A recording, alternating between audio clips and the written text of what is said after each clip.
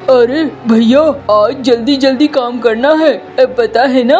अरे हाँ भाई, पता है मुझे, काम तो मुझे ही करना है ना, तो मुझे सब पता है। चल भैया, मैं थोड़ी देर यहाँ बैठता हूँ, आप फसल काटो। हाँ हाँ, काट लूँगा मैं।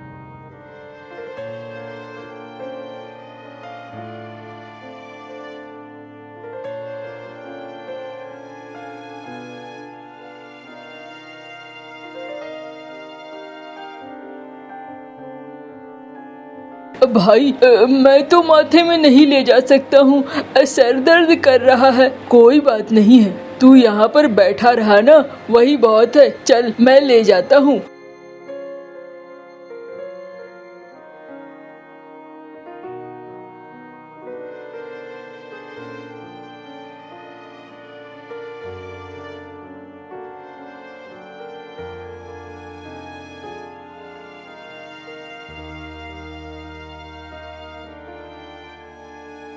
चलो भाई, ये हो गया बराबर बराबर। हाँ भैया, चलो, इस बार की फसल तो हो गई। अब मजा आ गया भैया, फसल हमारी अच्छी हुई है। हाँ भाई, फसल तो अच्छी हुई है, लेकिन अगली फसल की तैयारी तो करनी होगी ना। हाँ भैया, वो तो है, कल से तैयारी कर लेना। आप कल से चलेंगे ना खेत पे? अच्छा ठीक है, जा, कोई बात नहीं है, चलता हूँ मैं।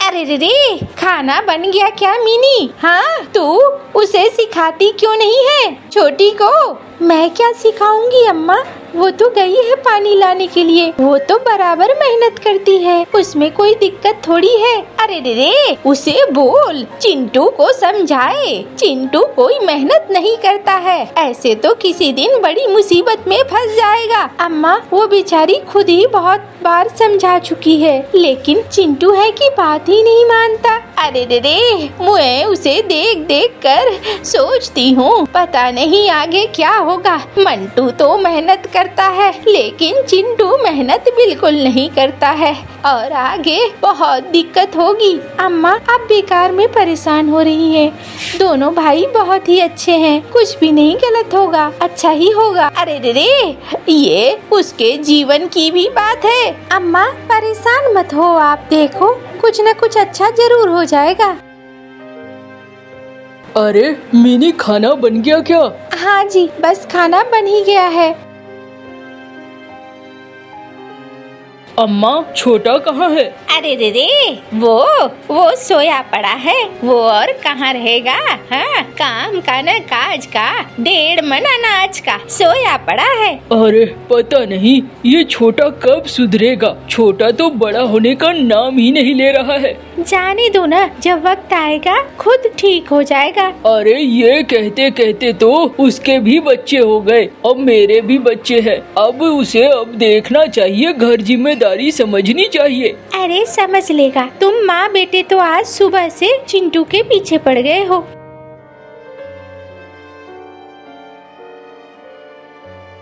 ये देखो, ये बाप बेटे दोनों के दोनों सोए पड़े हैं, दोनों इतने आलसी हैं, मुझे तो कभी कभी समझ में नहीं आता है कैसे चलेगा सब कुछ। वो तो भैया जब तक चला रहे हैं घर तब तक चल रहा है, जिस दिन भैया ने हाथ खड़े किए उस दिन हमारे लिए मुसीबत आ जाएंगी। अभी बताती हूँ इन्हें। अरे अम्मा, तुम आ गई, आते ही चिक चिक चिक चिक करना शुरू कर दिया अम्मा तुमने, एकदम से बेकार से। क्यों अम्मा, ऐसे क्यों करती हो सुबह सुबह? भाग जा यहाँ से, वरना भी तेरी धुनाई कर दूंगी। जा रहा हूँ अम्मा, जा रहा हूँ।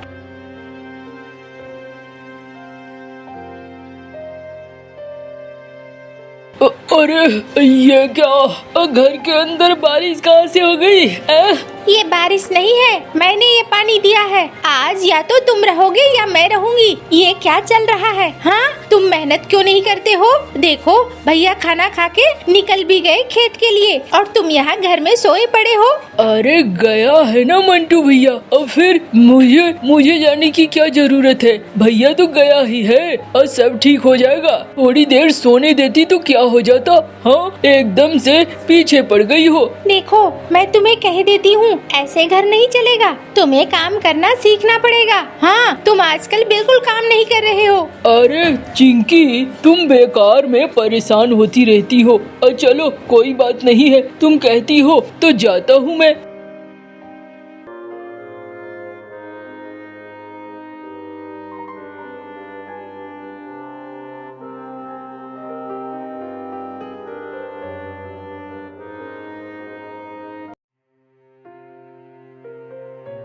अब भैया हो गई कुड़ाई? अरे कर रहा हूँ, थोड़ी सी बची हुई है, देता हूँ, जल्दी जल्दी करने की कोशिश कर रहा हूँ। हाँ भैया थोड़ा जल्दी जल्दी करो, तब तक मैं यहाँ बैठता हूँ। देखना हमारी फसल ना बहुत अच्छी होगी भैया। हाँ भाई, अगर तू ऐसे ही बैठा रहा तो तेरे बैठने से हमारी फसल तो बढ़िया होगी ही ना। हाँ कोई बात नहीं है, बैठ तू यहाँ पे। हाँ भैया देखना ना, एक दिन हम इस गांव के सेठ बन जाएंगे। हाँ हाँ भाई बिल्कुल, दिन में भी सपने देखने चाहिए, उसमें गलत क्या है? कुछ गलत नहीं है। अच्छा भैया जा भाई, यहाँ बैठने से कुछ नहीं होगा, घर जाकर आराम कर। इतने धूप में बेकार में बैठकर तू क्या कर रहा है? मैं यहाँ सारे बीज लगा दूंगा। वही बात तो कहता हूँ मैं चिंकी को, लेकिन बात समझती ही नहीं है चिंकी। चलता हूँ भैया। हाँ हाँ जा, कोई बात नहीं है, घर जा।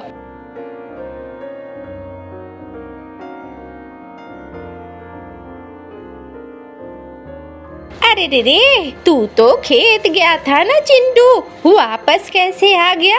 अम्मा भैया काम कर ही रहे थे तो मैं वापस आ गया। अरे रे, तू कब सीखेगा? हाँ, क्यों नहीं काम करता है तू? अम्मा तुम और चिंकी दोनों एक ही जैसे हो। अरे हम दोनों भाइयों में कोई अंतर है क्या? जब हम दोनों भाइयों में कोई अंतर नहीं है तो समस्या किस बात की है? हाँ, घर परिवार सब तो अच्छे से ही चल रहा है, फिर तुम लोग इतने परेशान क्यों हो जाते हो बार बार? ये अच्छा नहीं है, अब परेशान मत हो अम्मा। अरे रे, तेरी तो मत मारी गई है।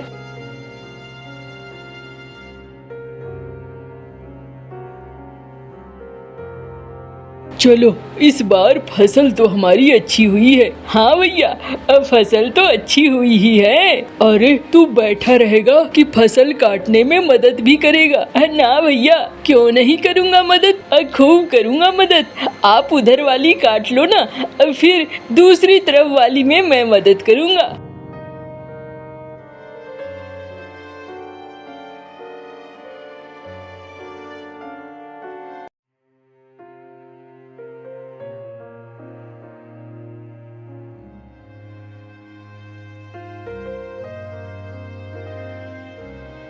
चिंटू तू यहाँ पर देखभाल कर, मैं पहुँचा कर आता हूँ। हाँ भैया, पहुँचा कर आ जाओ।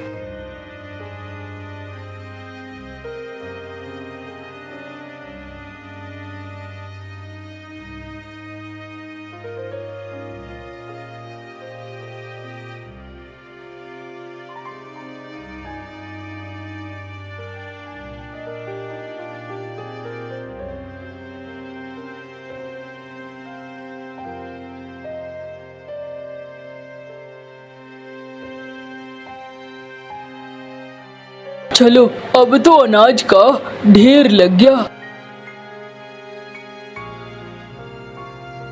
चलो भैया, अनाज का बंटवारा कर लेते हैं। हाँ भाई, क्यों नहीं, बंटवारा तो कर ही लेंगे, लेकिन इस बार 3 हिस्सा होगा और 2 हिस्सा मैं लूंगा, 1 हिस्सा तू लेना। ये क्या कह रहे हो भैया? हाँ, ये जमीन अकेले की तुम्हारी थोड़ी है, ये पूरा बराबर बराबर हिस्सा होगा। 2 हिस्सा तुम्हारा क्यों, 1 हिस्सा मेरा क्यों? नहीं, इस बार ऐसा ही होगा। अरे दीदी, क्या हो गया? क्यों लड़ रहे हो तुम दोनों? अम्मा देखो, ये फसल में बराबरी का हिस्सा चाह रहा है, लेकिन सारी मेहनत मैंने करी है, इसलिए फसल आधी आधी नहीं होगी। इस बार 2 और 1 की होगी, 2 मेरी 1 इसकी। अरे दीदी, ठीक ही तो कह रहा है मंटू। अम्मा ये क्या कह रही हो? वो जमीन मेरी भी है, आधी जमीन मेरी है और आधी इसकी है। अरे दीदी, लेकिन मेहनत तो इसने करी है ना, तुमने तो मेहनत करी नहीं है। और सुनो, मैं ना सबके झगड़े का निपटारा अभी ही कर देती हूँ।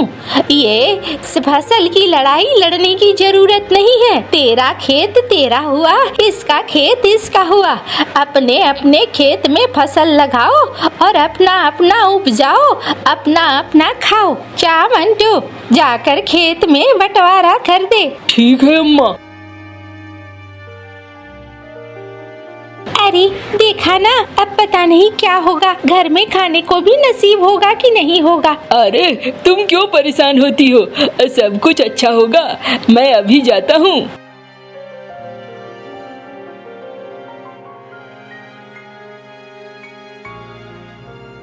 लो भाई, उधर का खेत तुम्हारा, इधर का खेत मेरा। अब मैं अपने खेत की सफाई कर लूं जरा।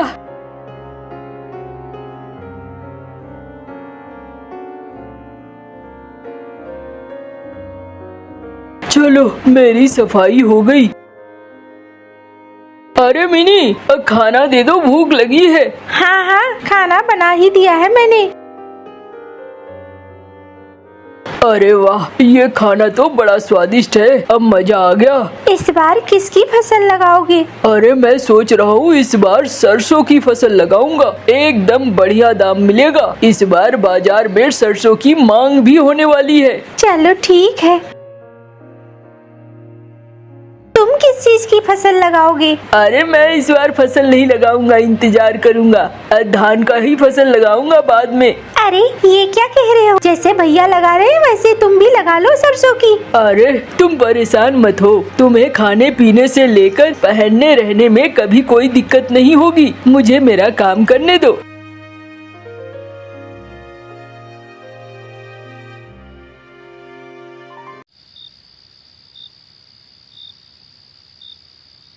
बाबा, हम कहाँ जा रहे हैं? अरे जा रहे हैं इलाज करने। बाबा, क्या इलाज करने? अरे सब पता चल जाएगा, चल तो सही।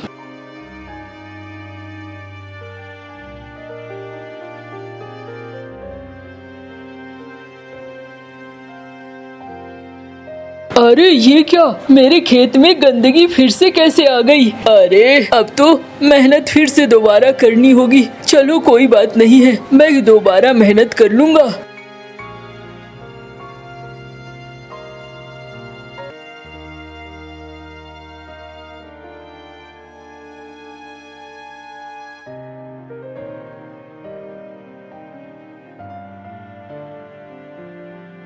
कैसी फसल है हमारी? अरे बहुत अच्छी फसल है, अब बढ़िया फसल हुई है। देखना अच्छे सरसों होंगे।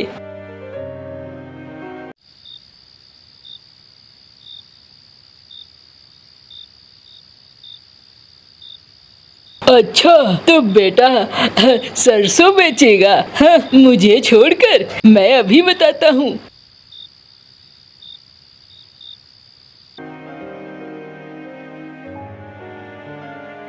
हाय हाय, क्या हो गया?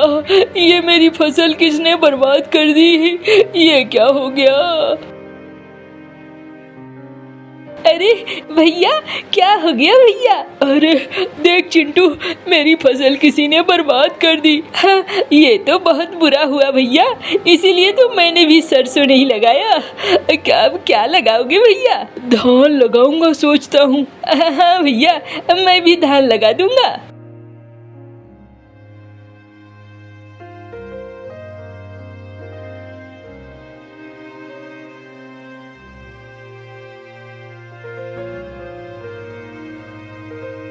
तुम्हें देखती हूँ आजकल तुम खेत पे भी नहीं जाते हो, फसल भी देखने नहीं जाते हो। क्या हो गया फसल को? अरे मुझसे ये खेती बाड़ी का काम नहीं हुआ करता है, अब मुझे परेशान मत करो। हाँ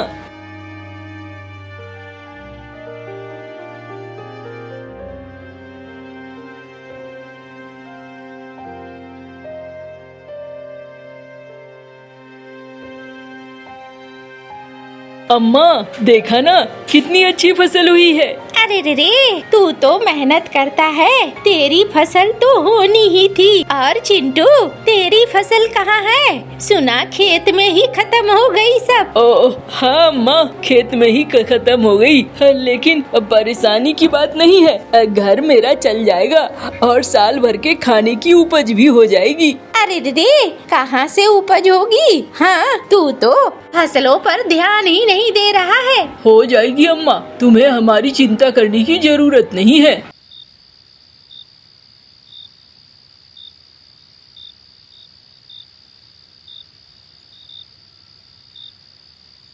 बाबा जल्दी जल्दी करो। अरे जल्दी जल्दी ही कर रहा हूँ, बिना मेहनत के साल भर फसल खाऊंगा, मजा आएगा।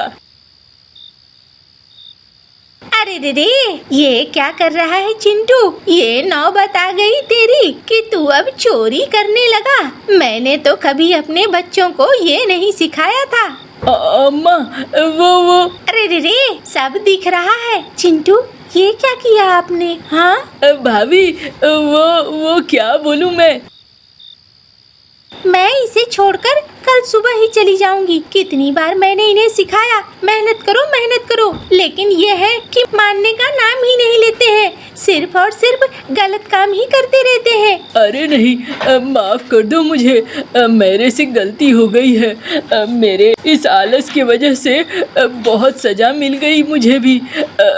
अरे रे, देख चिंटू, मेहनत कर, चोरी चकारी अच्छी बात नहीं है। देख तू गिरते गिरते कहाँ तक गिर गया, अब तू चोरी भी करने लगा। मेहनत करेगा तो शान से खाएगा, अपनी फसल शान से लेगा। न तो डरने की जरूरत है और न ही शर्माने की। हाँ अम्मा, मुझसे गलती हो गई, बहुत बड़ी गलती हो गई अम्मा, अब माफ कर दो मंटू भैया। मैंने बहुत गलत किया तुम्हारे साथ, तुम्हारी मेहनत में पानी फेर दिया मैंने।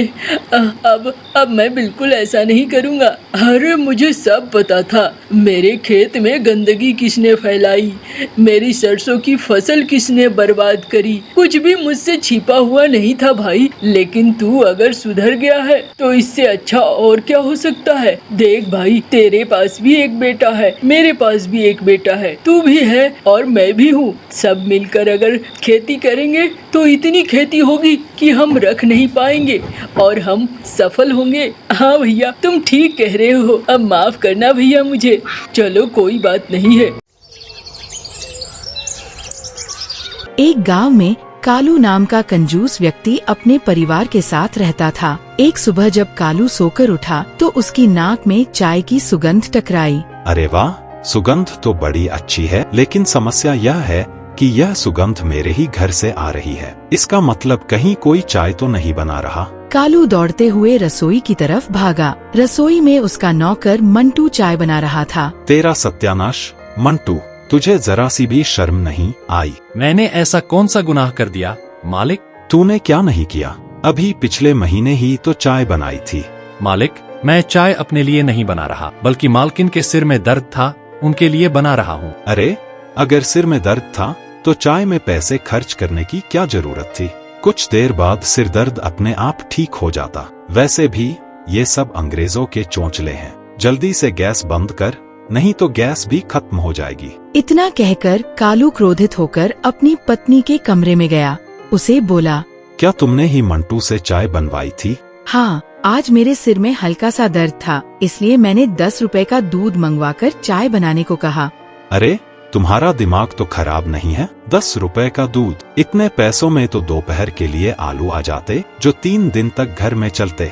3 दिन क्यों, 10 रुपए के आलू तो महीने भर चलते। पता नहीं कौन सा मनहूस दिन था जब मेरा ब्याह तुम्हारे जैसे कंजूस मक्खी चूस आदमी के साथ हुआ। बाप की कमाई दौलत कहाँ ले जाओगे, मर जाओगे किसी दिन, सब यही रह जाएगा। वाह वाह, पहले के जमाने में पत्नियां अपने पति की लंबी उम्र के लिए व्रत रखती थीं, और आजकल की पत्नियां देखो पति के मुंह पर कह रही हैं कि मर जाओगे। यह बोलते हुए तुम्हारी जुबान नहीं जली? वैसे अच्छा हुआ, नहीं तो इलाज में भी मेरे पैसे खर्च होते। तुमसे बात करना बेकार है। 1 महीने बाद चाय की तलब लगी थी। उस पर भी तुमने घर में हंगामा कर दिया। इतना कहकर कालू की पत्नी गुस्से में घर से बाहर चली गई। कालू अपने घर के बाहर एक कुर्सी पर बैठकर गहरी सोच में डूब गया। लगता है मुझे अपने नौकर मंटू को सबक सिखाना होगा। उसकी हिम्मत कैसे हुई मुझसे बिना पूछे 10 रुपए खर्च करने की। तभी कालू को कुछ याद आया और उसके चेहरे पर चिंता की लकीरें उभर आईं। अरे मैं तो भूल ही गया, आज तो मंटू को पगार देने का वादा था। मैंने 6 महीने बाद उसे पगार देने को कहा था। अब क्या करूं? अगर पगार दूंगा तो जिंदगी भर नींद नहीं आएगी, और अगर नहीं दूंगा तो यह मंटू मेरा जीना हराम कर देगा। लेकिन कोई बात नहीं, मेरा नाम भी कालू है, आने दो उसको। वैसे भी मुझे अब इस घर में कुछ नियम बनाने होंगे, नहीं तो ये सारे लोग मिलकर मेरे पैसों का सत्यानाश कर देंगे। कुछ देर बाद मंटू कालू के पास आकर खड़ा हो गया। मालिक, आज मुझे पगार दे दीजिए, मुझे गांव जाना है। पगार? कैसी पगार? मालिक, 6 महीने पहले आपने ही कहा था कि आज से तुझे पगार 6 महीने बाद मिलेगी। मैंने पूरे 6 महीने तक आपसे कुछ नहीं मांगा। और जो 6 महीने से मेरा राशन खा खा कर मोटा हो गया है, उसका हिसाब कौन करेगा? तेरा बाप। देखिए मालिक, आपका हिसाब किताब मेरे साथ है, कृपया मेरे पिता का नाम मत लीजिए। बोल तो ऐसे रहा है जैसे तेरे पिता कोई बड़े जमींदार हैं। तूने 6 महीने में जितने पैसे मेरे उड़ाए, उसका हिसाब मेरे पास है। अगर मैं वो हिसाब तुझे गिनाऊं तो उल्टा तुझसे पैसे निकलेंगे। जा यहाँ से, अभी कोई पगार वगार नहीं मिलने वाली। यह तो अन्याय है। एक तो आपके घर में कुत्ते की तरह दिन रात गुलामी करो, ऊपर से एक टाइम का भोजन, और वो भी कभी प्याज रोटी, कभी वो भी नहीं। तुझे क्या लगता है प्याज सस्ती आती है? वो जमाने लद गए जब प्याज सस्ती थी। आज सरकार ने प्याज पर टैक्स लगा रखा है। और आटा? जब मैं छोटा था आटा 1 रुपए किलो था, आज आटे के भाव आसमान छू रहे हैं। मंटू समझ गया कि कालू पगार नहीं देगा। गुस्से में वह वहाँ से चला गया। कालू अपने कमरे में बैठ गया। तभी उसकी पत्नी आई और बोली, आपको नौकरों पर इस तरह अन्याय नहीं करना चाहिए। ईश्वर से डरिए। अगर ईश्वर नाराज हो गया तो क्या होगा, आपने कभी सोचा है? अरे ईश्वर ज्यादा खर्चीले लोगों से नाराज होता है। साफ साफ बोलो, तुम क्या कहना चाहती हो?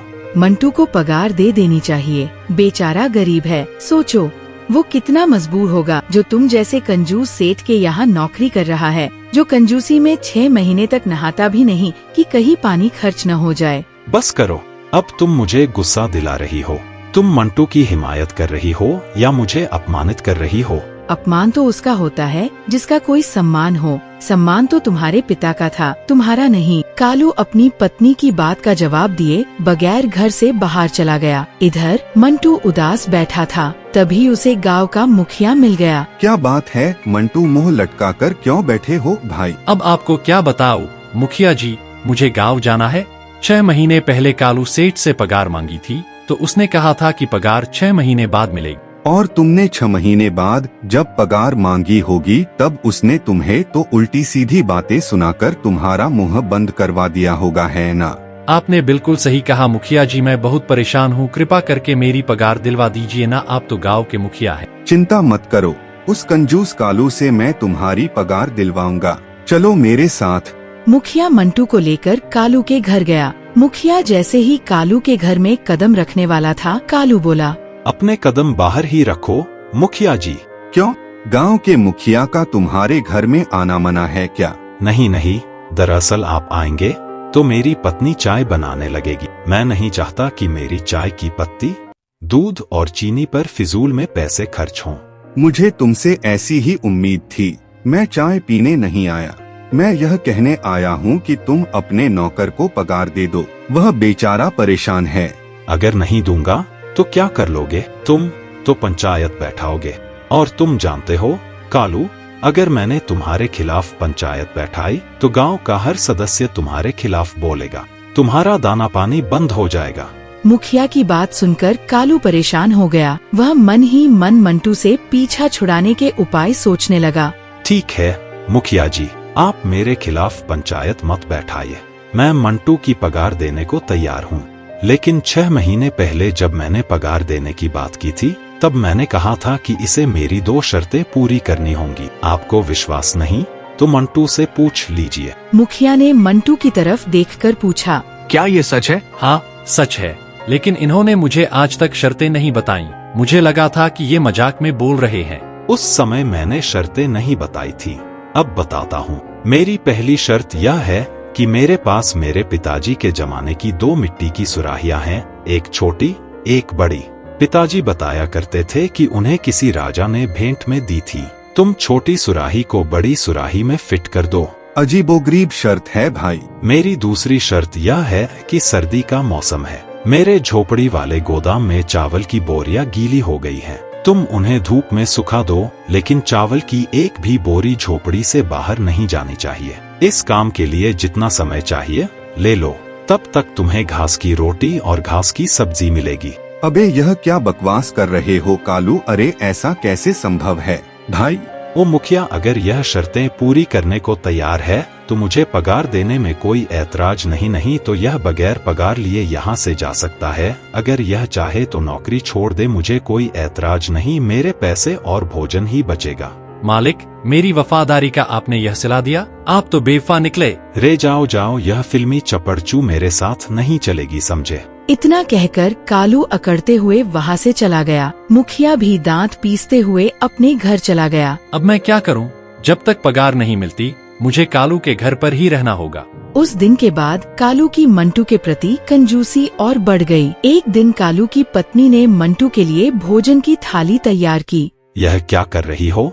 चोरी छुपे मंटू को खाने दे रही हो? ये सुबह से भूखा है, बेचारा बैल की तरह जुता हुआ है, भूख लग रही है इसे। मैंने मना किया था क्या कि इसे भोजन मत दो, लेकिन मेरी शर्त थी कि अब से इसे घास की रोटी और घास की सब्जी खानी पड़ेगी। जाओ अपने मंटू को खाना दे आओ और फिर अपनी जुगाली में लग जाओ। मंटू कहाँ मर गया रे? मंटू दौड़ कर आया। सुबह से मेरे पैरों में दर्द हो रहा है, जरा मेरे पैर दबा दे। और सुन, ज्यादा जोर से मत दबाना, कहीं हड्डी में चोट लग गई तो दवाई के पैसे खर्च हो जाएंगे, समझा? मंटू कालू के पैर दबाने लगा। पैर दबाते हुए कालू को आंगन में नींद आ गई। तभी उसे गेट के पास 2 बच्चे मिट्टी में खेलते दिखे। उनमें से एक बच्चा बोतल में मिट्टी भर रहा था। कालू की पत्नी मंटू के पास आई और बोली, मंटू कुछ समझा तू? मालकिन, बच्चे बहुत खुश है, खेलते हुए अच्छे लग रहे हैं। तू सचमुच भोंदू का भोंदू ही रहेगा। वह मंटू के कान में कुछ समझाती है, जिसे सुनकर मंटू के चेहरे पर मुस्कान आ जाती है। अरे यह बात तो मैंने सोची ही नहीं, मैं तो मालिक की शर्तें आसानी से पूरी कर सकता हूँ। अरे क्या बड़बड़ा रहा है रे मंटू? मालिक, आपकी पहली शर्त थी न कि आपके पास आपके पिताजी की छोटी और बड़ी सुराही है, छोटी सुराही को बड़ी में फिट करना है ना? हाँ यही थी शर्त। तो क्या तू इसे पूरा कर सकता है? हाँ मालिक, यह शर्त तो मैं बड़ी आसानी से पूरी कर सकता हूँ। मेरे दिमाग में अभी विचार आया है। कालू, बिजली, मंटू तीनों कमरे में जाते हैं। 2 मटका रखा हुआ था। मंटू एक छोटा मटका तोड़ देता है, उसका मट्टी उठाकर दूसरा मटका में डाल देता है। देखिए मालिक, आपकी पहली शर्त मैंने पूरी कर दी। किस तरह से मैंने छोटी सुराही को बड़ी सुराही में फिट कर दिया, देखिए। अरे तेरा सत्यानाश जाए मंटू, यह क्या किया तूने? कितना भारी नुकसान कर दिया मेरा। मंटू ने बेवकूफी भरे अंदाज में कहा, मालिक, आपने ही तो कहा था छोटी सुराही को बड़ी में फिट करना है, मैंने कर दिया। यह सुनकर कालू का सिर चकराने लगा। तभी मंटू फिर बोला, मालिक, मैं आपकी दूसरी शर्त भी पूरी कर सकता हूँ। अभी मेरे मन में विचार आया है। क्या तू चावल की बोरियों को बिना झोपड़ी से बाहर निकाले सुखा सकता है? हाँ मालिक, बिल्कुल सुखा सकता हूँ। इतना कहकर मंटू झोपड़ी की ओर गया और एक बड़ी कुल्हाड़ी उठा ली। यह क्या कर रहा है मंटू? तूने यह कुल्हाड़ी क्यों उठाई? मालिक, आप बस देखते जाइए। आप कहते थे न कि मैं मूर्ख हूँ, अब देखिए मेरे दिमाग का कमाल। इतना कहकर मंटू झोपड़ी की छत पर चढ़ गया और कुल्हाड़ी से छत तोड़ने लगा। कुछ ही देर में झोपड़ी में बड़ा सुराख हो गया, जिससे सूरज की रोशनी अंदर आने लगी। अरे तेरा सत्यानाश जाए मंटू, पिछले 25 सालों से इस झोपड़ी का बाल भी बाका नहीं हुआ था और तूने इतना बड़ा सुराख कर दिया। यह क्या मालिक, आप मेरे दिमाग की तारीफ करने की बजाय मुझे भला बुरा बोल रहे हैं। तीसरी शर्त भी रख दीजिए, मैं उसे भी पूरा कर दूंगा। मंटू की बात सुनकर कालू का सिर बुरी तरह चकराने लगा। वह हाथ जोड़कर बोला, कोई जरूरत नहीं मंटू भाई, मैं तेरे हाथ जोड़ता हूँ। नीचे उतर आ, इससे पहले कि तू मेरे सारे घर का सत्यानाश कर दे। ये ले अपनी पगार ले और अपने गाँव जा। मंटू पगार लेकर वहाँ से चला गया। कालू सिर पकड़कर कुर्सी पर बैठ गया। उसकी पत्नी मंटू को जाते हुए बोली, बाय बाय मंटू, सब काम अच्छे से निपटाकर जल्दी आना।